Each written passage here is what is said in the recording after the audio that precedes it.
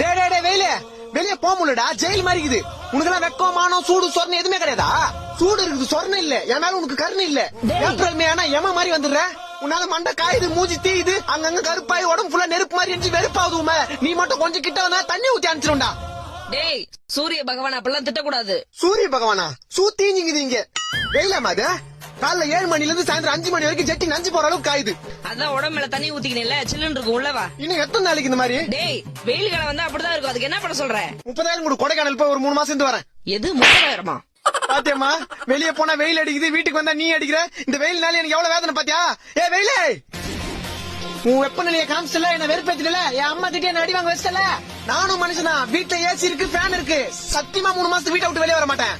போறேன், வரவே மாட்டேன். வீட்டுல கரண்ட் இல்லடா. டேய் வீட்டுல கரண்ட் இல்லையா? சோலி முடிச்சு